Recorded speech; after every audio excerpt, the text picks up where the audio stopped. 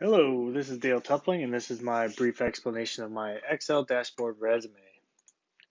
I did find going through the instructions step by step that there's a big difference between a Mac OS Excel and Windows Excel. So midway through, I ended up having to switch over to the Windows side of my machine to complete the task. One thing I will note, you'll see this professional. It is tied to my data tab. However, it does not propagate right when I switch back over to my Mac. Um, I'll show this is a screenshot that I took prior to switching over. This is on the Windows machine. As you can see, everything is aligned and displayed correctly. This is one of the nuances between a Windows and Mac Excel. You'll even notice some of the fonts are obviously different.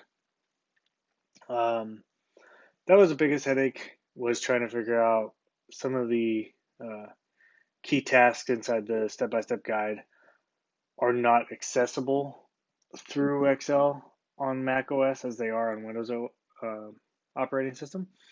So once I switched over, everything flowed very smoothly. So we'll go through here real quick. Picture is obviously copied and pasted over. As you can see, switching over, it's a little bit out of alignment. But all my data sets are actually from the data tab. So I went through, I changed all of these to match my information and removed what was unnecessary for what I collected. And we'll go back through. You can see, again, everything is connected to the proper element inside the data tab. The graphs are even done the same way. If I go chart design, select data, you'll see each one of them is selected. One thing I did notice in the step-by-step directions was that it had the organization's work day, work start, study day, study start. When I did that, I found that all of my graphing elements were left aligned. Actually, I can probably show you that just to prove. Yeah, they're not even divisible now.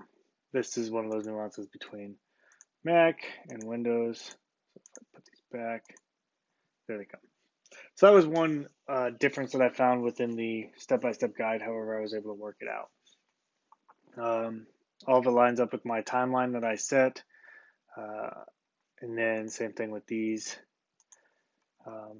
These are taken from the data tab as well. Same thing with this one, just to validate it. And then I only have one primary language, or one language under my belt, and that's English. I was not fortunate enough to take a second language in high school. And then this, I don't know why it didn't want to copy over. There it goes. So basically that is my Excel dashboard with the nuances of going back and forth between a Mac and Windows. That was the only thing I struggled with. However, I was able to accomplish the task, and I think it actually looks very pleasing. And that is it. Once again, this is Dale Tupling, and this is my brief explanation of my Excel dashboard resume.